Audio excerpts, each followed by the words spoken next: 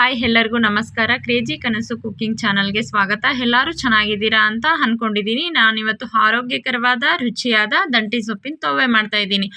ನಾನು 2 ಲೋಟ ಬೇಳೆ ತೊಗೊಂಡಿದ್ದೀನಿ. ಅದನ್ನು ಸ್ವಲ್ಪ ನೀರು ಹಾಕಿ ಚೆನ್ನಾಗಿ ಒಂದು 4-5 ಸಲ ತೊಳೆದು ಇವಾಗ ಕುಕ್ಕರಲ್ಲಿ ಇಡ್ತಾಯಿದ್ದೀನಿ.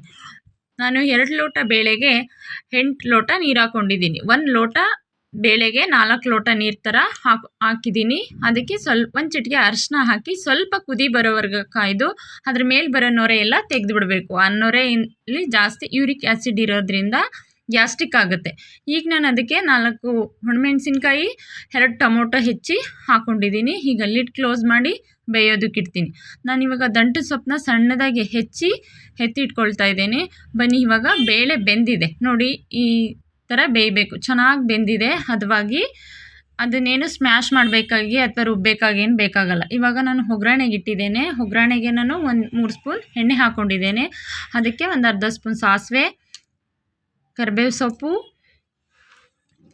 ಮತ್ತು ಅದಕ್ಕೆ ನಾನು ಉದ್ದವಾಗಿ ಹೆಚ್ಚಿಟ್ಟಿರೋ ಹಸಿರು ಮೆಣಸಿನ್ಕಾಯಿ, ಸ್ವಲ್ಪ ಒಂದು 10 ಎಸಳಷ್ಟು ಬೆಳ್ಳುಳ್ಳಿ ಹಾಕ್ಕೊಂಡಿದ್ದೇನೆ, ಚಿಟಿಕೆ ಅಷ್ಟು ಶುಂಠಿನ ತುರಿದು ಹಾಕ್ಕೊಂಡಿದ್ದೀನಿ. ಅದೆಲ್ಲ ಹಸಿ ವಾಸನೆ ಹೋಗೋವರೆಗೂ ನೀಟಾಗಿ ಫ್ರೈ ಮಾಡ್ಕೋಬೇಕು. ಅದು ಫ್ರೈ ಆದಮೇಲೆ ನಾವು ಉಳಿದ ಇಂಗ್ರೀಡಿಯೆಂಟ್ಸ್ನ ಹಾಕೋಬೇಕು.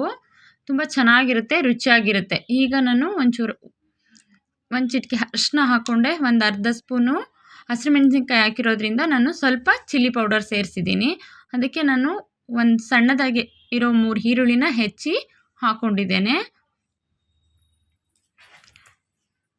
ಈರುಳ್ಳಿ ಚೆನ್ನಾಗಿ ಫ್ರೈ ಆಗೋವರೆಗೂ ಹುರ್ಕೋಬೇಕು. ಅದನ್ನು ಕೈ ಆಡಿಸ್ಕೊಂಡು ತಳ ಹಿಡಿಯೋದಕ್ಕೆ ಬಿಡಬಾರ್ದು.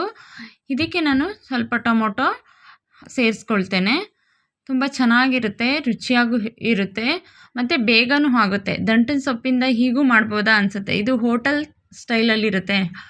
ಮಾಡಿ ತಿಂದ್ಬಿಟ್ಟು ನೋಡಿ, ಬೇಕಿದ್ದರೆ ಹೋಟೆಲಲ್ಲಿ ಕೊಡ್ತಾರಲ್ಲ ಊಟ ಆರ್ಡ್ರ್ ಮಾಡಿದಾಗ ಅಷ್ಟೇ ಚೆನ್ನಾಗಿರುತ್ತೆ. ನೋಡಿ ಎಷ್ಟು ಚೆನ್ನಾಗಿ ಕಾಣುತ್ತಾ ಇದೆ. ಇವಾಗ ಟೊಮೊಟೊ ಸೇರಿಸ್ಕೊಂಡಿದ್ದೀನಿ. ಟೊಮೊಟೊ ಸ್ವಲ್ಪ ಮೆತ್ತಗಾಗಲಿ ಅಂತ ನಾನು ಅದಕ್ಕೆ 1 ಸ್ಪೂನ್ ಉಪ್ಪು ಕೂಡ ಇವಾಗಲೇ ಸೇರಿಸ್ಕೊಂಡ್ಬಿಟ್ಟೆ. ಅದು ಸ್ವಲ್ಪ ಮುಚ್ಚಿ ಬೇಯಿಸ್ಕೋಬೇಕು. ಇವಾಗ ದಂಟಿನ ಸೊಪ್ಪು ಕೂಡ ಸೇರಿಸ್ಕೊಂಡಿದ್ದೀನಿ. ಚೆನ್ನಾಗಿ ದಂಟಿನ ಸೊಪ್ಪು ಹಸಿ ಒಂಥರ ಸ್ಮೆಲ್ ಇರುತ್ತೆ, ಅದು ಹೋಗೋವರೆಗೆ ಚೆನ್ನಾಗಿ ಫ್ರೈ ಮಾಡ್ಕೋಬೇಕು. ನೋಡಿ, ಇವಾಗ ನಾನು ಅದನ್ನು ಮುಚ್ಚಿ ಸ್ವಲ್ಪ ಚೆನ್ನಾಗಿ ಬಾಡಿಸ್ಕೊಂಡಿದ್ದೇನೆ. ತಳ ಹಿಡಿದೇ ಇರೋ ಥರ ಅವಾಗವಾಗ ತಿರುಗಿಸ್ಕೋಬೇಕು. ಚೆನ್ನಾಗಿ ಬಾಡಿದ್ಮೇಲೆ ನಾವು ಬೇಳೆ ಕಟ್ಟನ್ನು ಬೇಯಿಸಿಟ್ಕೊಂಡಿರ್ತೀವಲ್ಲ, ಅದನ್ನು ಅದ್ರ ಜೊತೆ ಸೇರಿಸ್ಕೋಬೇಕು. ಉಪ್ಪು ನಾವು ಆಲ್ರೆಡಿ ಹಾಕಿದ್ದೀವಿ, ಬೇಕಾದರೆ ನೋಡಿ ಸೇರಿಸ್ಕೋಬೇಕು. ತಳ ಹಿಡಿದ್ಬಿಡುತ್ತೆ ಬೇಳೆ ಕಟ್ಟು. ಸ್ವಲ್ಪ ಅವಾಗವಾಗ ತಿರುಗಿಸ್ಕೊಳ್ತಾ ಇರಬೇಕು. ನಿಮಗಿನ್ನೂ ತೆಳ್ಳಗೆ ಬೇಕಂದರೆ ತೆಳ್ಳಗೆ ಮಾಡ್ಕೊಳ್ಳಿ.